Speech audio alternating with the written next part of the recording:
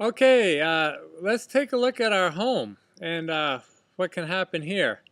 Um, what you want to do is measure everything in your home, your hallways, the bathrooms, all your living space. You might know what the square footage of your home is, but we're measuring the actual living space. That's what's available. That's what's useful. You don't need to measure insulation in the wall.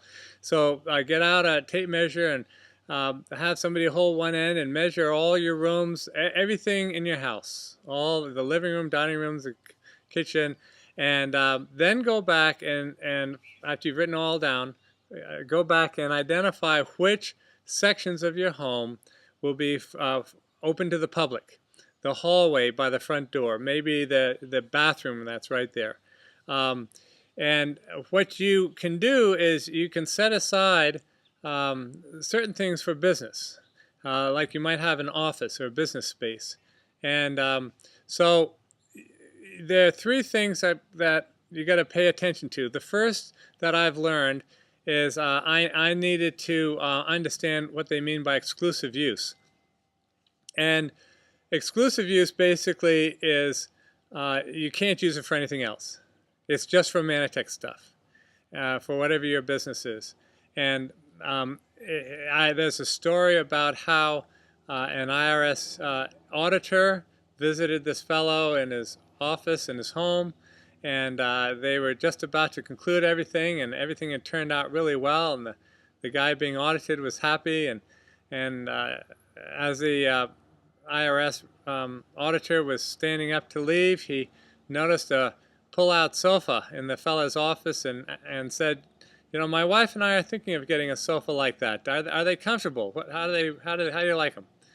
And the fellow being audited remarked, you know, when my brother comes to visit, that's where he stays, and he finds it very comfortable.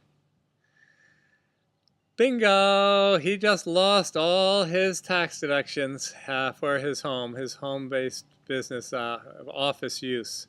Because it has to be only for your business, exclusive for your business. You can't use that space for anything else. And you don't have to necessarily have walls. You can have partitions. Some people actually have masking tape and saying this part of my living room is my office, or this part of that room, or just a section. This is where I do my work. Now, there is an exception. I understand the tax courts.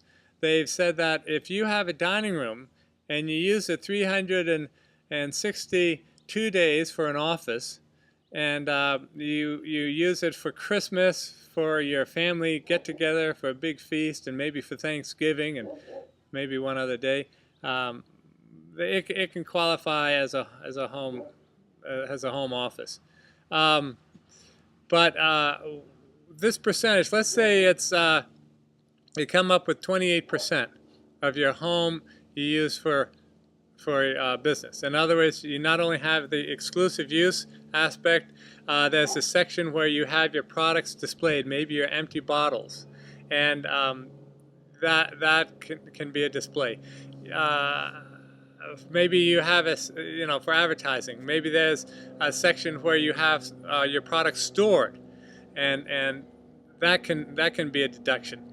At our home, in our kitchen, over our cabinets, we have arrays of all the empty bottles, all the products, with a little label underneath talking which each one does, and you figure maybe 2 feet out and 15 feet around, and that all begins to add up. So if you end up with something like 28% is business use of your home, that means you can now deduct 28% of all your repairs that pertain to that section of your home, your utilities, your water, your sewer, 28% of your trash expense, your lawn care, your heating bill, your electricity bill, etc. If you're renting a place, 28% of your rent payments. And so that can save you thousands and thousands of dollars every year.